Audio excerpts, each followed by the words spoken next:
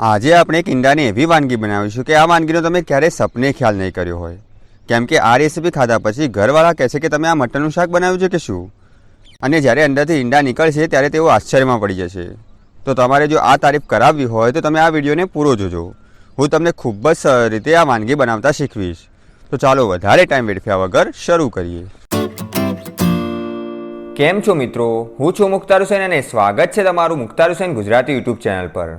સૌપ્રથમ આ બિહારી ઈંડા કરી બનાવવા માટે આપણે 4 મીડિયમ સાઇઝની ડુંગળીઓ લેવાની અને આ ડુંગળીને આ રીતે સ્લાઇસ શેપમાં સમારી લેવાની. ડુંગળીઓ પછી 3 ચમચી જેટલું લસણ લેવાનું. લસણ પછી 2 ચમચી જેટલું આદુ અને લીલા મરચાંનું પેસ્ટ લઈ લેવાનું. એટલે કે મેં 1 ઇંચના આદુના ટુકડાને અને 2 થી 3 લીલા મરચાંઓને વાટીને લઈ લીધા હતા, કેમ કે જે બિહારી વાનગીઓ બનાવવાની રીત છે એમાં આ રીતે જ બનાવવામાં આવે છે. તમારે બધી વસ્તુઓને ખાયણીમાં જ વાટવાની. ત્યાર પછી આ મેં આખા ગરમ મસાલા લીધા છે. ગરમ મસાલાઓની અંદર 4 થી 5 ઇલાયચી, 10 થી 12 કાળા મરી, 4 થી 5 લવિંગ, 1 ચમચી જેટલું જીરું, 2 થી 3 આખા લાલ મરચાં, 2 તેજપત્તા અને છેલ્લે 1 ઇંચનો તજનો ટુકડો લીધો છે. હવે આ મેં 5 બાફેલા ઈંડા લીધા છે. જો તમને ઈંડા બાફતા ના આવડતું હોય તો આપણી ચેનલ પર ઈંડા બાફવાની પરફેક્ટ રીતનો વિડીયો તમને મળી જશે, તો તમે તે વિડીયો જોઈને ઈંડા બાફતા શીખી શકો છો. તમને તે વિડીયોની લિંક નીચે ડિસ્ક્રિપ્શન બોક્સમાં મળી જશે. હવે આ ઈંડાઓની ઉપર છરી વડે આ રીતે ચીરા લગાવવાના. બસ આ રીતે તમારે છરીને ટચ જ કરવાની, ચીરો ઓટોમેટિક લાગી જશે.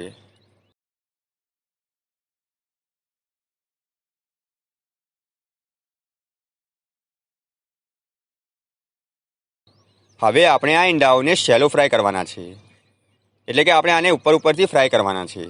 તો તે માટે એક ફ્રાય પેનની અંદર અડધા ચમચા જેટલું તેલ ઉમેરી દેવાનું.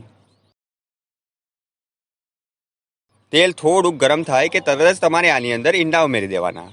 હવે આ ઈંડાઓની ઉપર 2 થી 3 ચપટી જેટલી હળદર નાખી દેવાની. એટલે કે તમારે 2 થી 3 ચપટી સમજવું હોય તો 1 ચમચીનો ચોથો ભાગ થાય, વધારે નથી નાખવાની, નહીંતર તમારી આ બધી વાનગી કડવાશ ઉપર લાગશે. તો તે માટે તમારે 2 થી 3 ચપટી જેટલી હળદર નાખવાની. હવે આ બધાને બરાબર મિક્સ કરી લેવાનું અને ગેસને મીડિયમ જ રાખવાનું.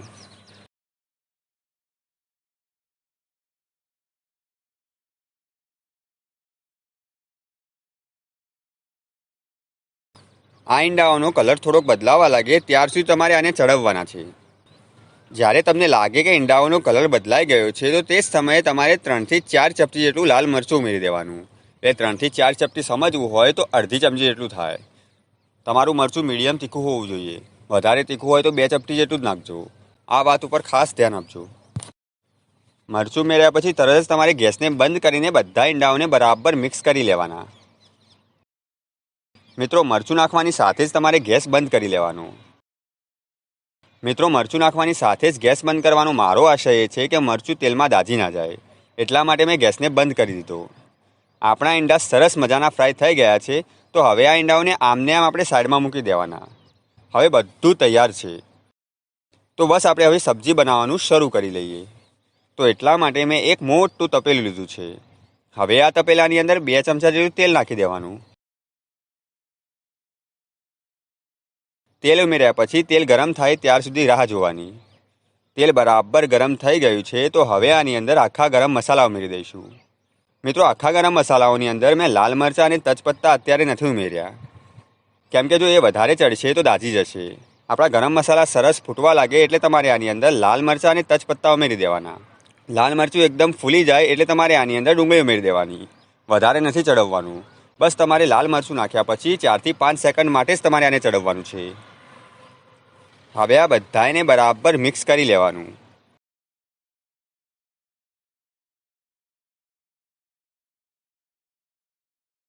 તમને લાગે કે બધું સરસ એકમેક થઈ ગયું છે તો હવે આની અંદર આપણે વાટેલું લસણ નાખી દઈશું.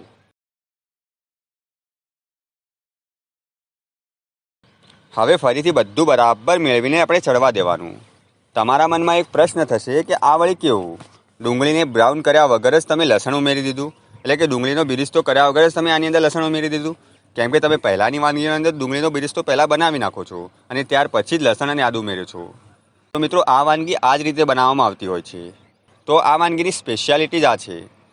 તમે આ વિડીયોને પૂરો જોજો તો તમને કંઈક નવું જાણવા મળશે. હવે આની ઉપર ઢંકણ ઢાંકીને મીડિયમ ગેસ પર આને ચડવા દેવાનું. તમારે વચ્ચે વચ્ચે મેળવતા રહેવાનું જેથી દાજી ના જાય. આ રીતે મેળવતા રહેવાનું અને ચડાવતા જવાનું. જેથી સરસ એવું ચડી જશે.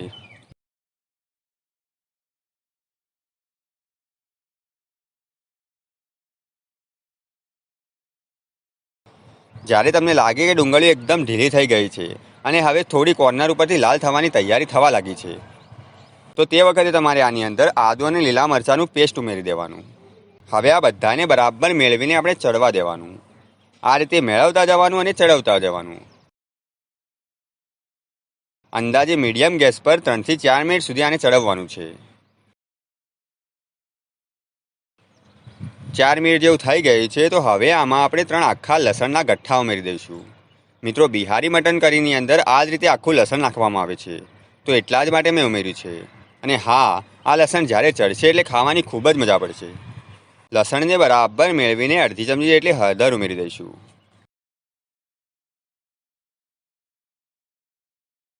હળદર પછી અડધી ચમચી જેટલું મીઠું ઉમેરી દેવાનું.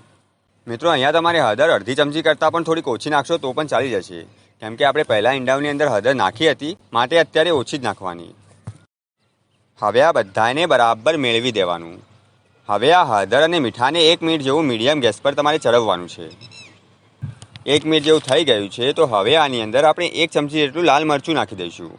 લાલ મરચાં પછી 1 ચમચી જેટલો ધાણા પાવડર નાખી દેવાનો. ધાણા પાવડર પછી 1 કપ જેટલું પાણી ઉમેરી દેવાનું. હવે આ બધાને તમારે બરાબર મેળવીને ઢંકણ ઢાંકી દેવાનું અને બરાબર ચડવા દેવાનું. અને હા, ગેસને મીડિયમ જ રાખવાનો, વધારે ફૂલ ના રાખતા.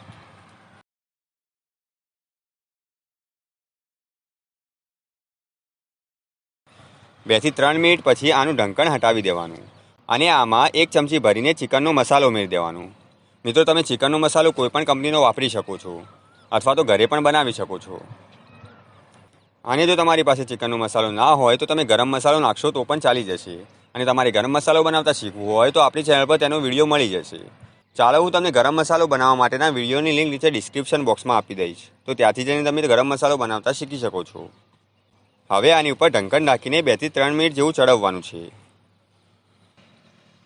3 મિનિટ પછી આનું ઢંકણ હટાવી દેવાનું અને આની અંદર અડધી ચમચી જેટલું કશ્મીરી લાલ મરચું નાખી દેવાનું. હવે આ મરચાંને પણ બરાબર મેળવીને 1 મિનિટ સુધી તમારે ચડવવાનું છે. મિત્રો, તમારી પાસે કશ્મીરી મરચું ના હોય તો નહીં નાખશો તો પણ ચાલી જશે. આ ફક્ત શાકનો સારો એવો કલર આવે એટલા માટે નાખવામાં આવે છે, પણ ના હોય તો નહીં નાખશો તો પણ ચાલશે, કંઈ વાંધો નહીં આવે. 1 મિનિટ પછી આની અંદર 2 થી 3 કપ જેટલું પાણી ઉમેરી દઈશું.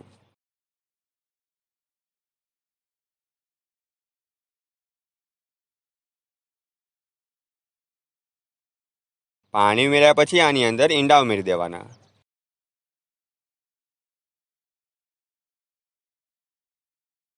હવે આ બધાને બરાબર મેળવીને થોડીક કસૂરી મેથીને હાથોમાં ભૂક્કો કરીને નાખી દેવાની.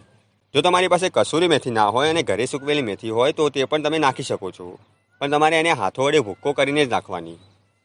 અને હા, કસૂરી મેથી તમારે વધારે નથી નાખવાની.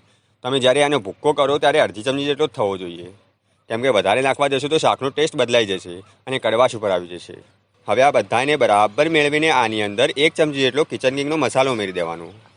મિત્રો, ઈંડાની વાનગીની અંદર કિચન કિંગનો મસાલો ઉમેરવાથી ઈંડાની વાનગીનો ટેસ્ટ ડબલ થઈ જશે, તો તે માટે આ મસાલો ઉમેરવાનો જ છે. આ કિચન કિંગનો મસાલો તમને બજારમાં સરળતાથી મળી રહેશે. અંદાજે તમને 10 રૂપિયાના પેકેટમાં એકદમ સહેલાઈથી મળી જશે. તો તમારે ખરીદી લેવાનું અને ઘરમાં વસાવી લેવાનું, કેમ કે હું અવારનવાર ઈંડાની વાનગીઓની અંદર આ મસાલો નાખું જ છું, તો તમારે પણ વસાવી લેવાનું. કેમ કે મને વિશ્વાસ છે કે તમે મારી ચેનલ પરના વિડીયો જોઈને તમે ઘણા બધા રેસીપી બનાવતા જશો, તો તે માટે હું તમને આ સલાહ આપી રહ્યો છું. હવે આની ઉપર ઢંકણ ઢાંકીને આ શાકને એકદમ ધીમા ગેસ પર 15 થી 20 મિનિટ સુધી ચડવવાનું છે, જેથી બધા મસાલા અને ઈંડા એકમેક થઈ જશે. 20 મિનિટ લગભગ થઈ હશે, તો હવે આનું ઢંકણ ખોલીને આની ઉપર ફ્રેશ કોથમીર નાખી દઈશું. હવે આ બધાને બરાબર મેળવી લેવાનું અને ગેસને બંધ કરી લેવાનું. મિત્રો, તમે જોઈ શકો છો કે શાકની ઉપર કેટલી સરસ તરી આવી છે અને શાકનો કલર એટલો સરસ છે કે મને અત્યારે જ મોઢામાં પાણી આવી ગયું. હવે તમે પણ તમારા ઘરે આ બિહારી ઈંડા કરી બનાવીને ટેસ્ટ કરજો અને ત્યાર પછી મને કોમેન્ટમાં કહેજો કે તમને આ રેસીપી કેવી લાગી. વિડીયો સારો લાગ્યો તો વિડીયોને લાઇક કરજો અને આ વિડીયોની અંદર તમને કંઈક નવું જાણવા મળ્યું હોય અને નવું શીખવા મળ્યું હોય તો આ વિડીયોને તમારા મિત્રો અને ફેમિલી મેમ્બર સાથે શેર કરવાનું ના ભૂલતા. અને આવા જ વિડીયો દરરોજ જોવા માટે આજે જ આપણી આ ગુજરાતી યુટ્યુબ ચેનલને સબસ્ક્રાઈબ કરી લેજો. ચાલો મિત્રો, ફરી મળીશું આવી જ મજાની વાનગી સાથે.